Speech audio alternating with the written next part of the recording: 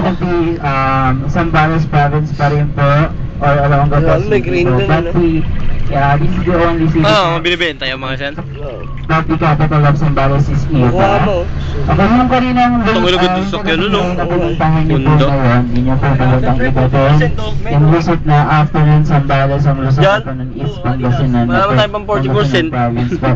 So medyo kinakabahan si Kuya. Kasi every time kasi na may mga tourist bus na pumapasok dito sa SBMA, kailangan pong dumaan ng DOT. So para kumuha po mag-pick up ng kanilang in-house guide po. But dahil hindi naman tayo magtatagal masyado, si Kuya Jason na mag-guide. Okay lang naman. Okay, sa SBMA, pwede yung 18,000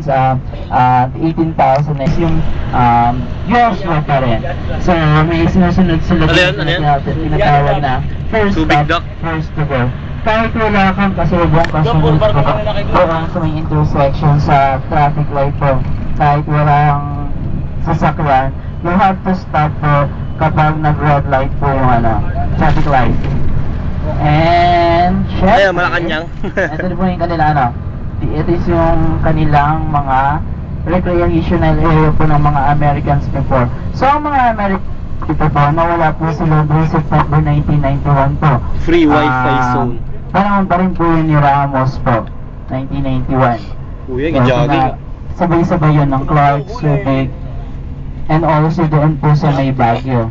So kaya napili po ito ng mga Amerikano lalong-lalo na po sa Baguio. Kasi hindi nila nga kaya yung init po ng metro nila o sa lowland po. So ito yung weather dito okay na kaya pagtisan pa, hindi naman masyadong kainit. Okay, so mga kilala po syempre mga kilala mga tourist spots po dito sa boardwalk. And yung kanilang yung mga industrial pag tinatayo dito, yung restaurant, isa po sa kilalang company po na gumagawa po ng mga microchips po o yung mga motherboard po ng mga cellphones and computers.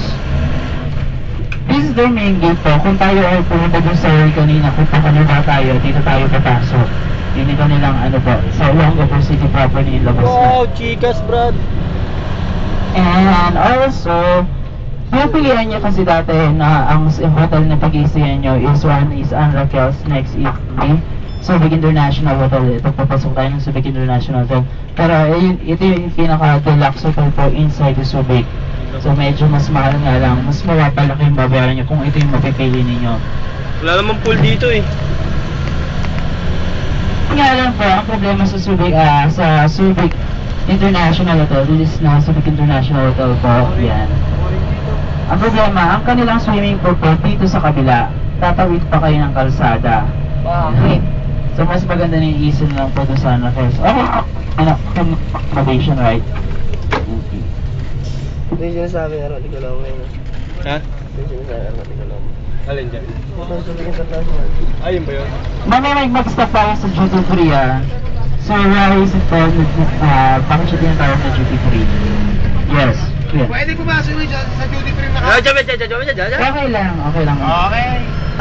Ito na yung araw nyo kung saan kayo magwawaldas ng mga pera ninyo. Pwede pa utang? Meron naman. Magbabawas kayo. Ilan games ulit para may pera tayo. Trivia. Singilin ko airmat ko, sabihin ko kulang pa ng 10,000. Grabe naman yun. Hotel Paga. International. Ito yung sinasabi ng nanay ni... Yan ba yun? Hotel Interpark? Dito yung kanilang casino Filipino po. So, most of the hotel na nandito po, ang nag-i-stay talagang nag-i-stay dito mga Koreans po. And this is one of their chapel po, economical chapel. So, pag sinabing economical chapel po, ibig sabihin ng kahit anong klaseng religion, pwede magsimba din dyan. Kung iglesia ka, Muslim, saksi ni Batman, mga ganun, pwede kayo magsimba dyan. Saksi ni Batman? Wala na saksi ni Robin? Pastor lang po yung nag-ano